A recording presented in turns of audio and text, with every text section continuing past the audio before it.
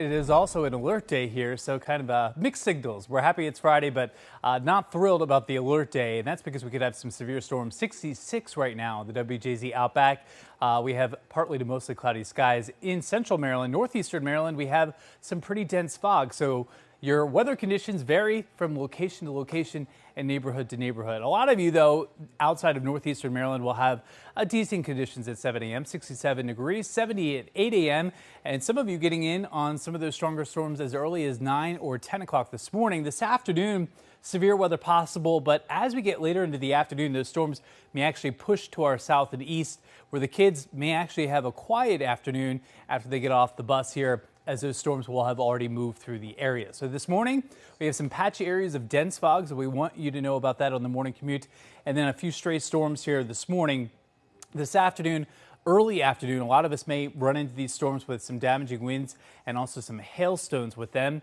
Heat and humidity through Saturday, so it is muggy outside, and tomorrow will likely be our hottest day of this upcoming stretch. Today's forecast, mid-80s, Westminster down to Baltimore City, upper 70s to near 80 Annapolis, low 80s up in northeastern Maryland. Everybody has the risk of those severe storms. But for the time being, dense fog is our biggest problem out there. Be very careful. Low beams on the headlights. Give yourself some extra room between you and the car in front of you. Rising sun to Elkton, and that goes all the way down to Bel Air. This is the line of storms that produced all the damage in Wisconsin last night. It's now moving through central Pennsylvania.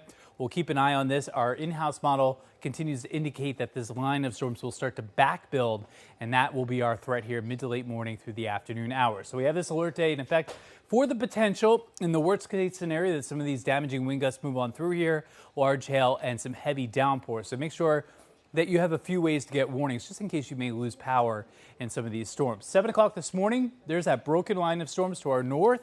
And then as you can see, by 9 o'clock, it starts to pulse up as it moves into areas of Hartford, northern Baltimore County, and Cecil County.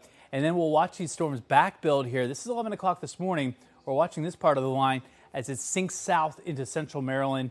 By 12 o'clock, showing indications of maybe some damaging winds in and around the Westminster area. And by 1 o'clock, down into Baltimore City. Now, this is just one model. Some of the other models suggest different timing. So what we want you to know, as early as mid to late morning, we could have storms, but most likely here midday through early afternoon. Howard County, we're on your corner today. Warm and humid in Columbia, 85 degrees. Scattered strong storms as early as midday through early afternoon. Same deal for West Friendship.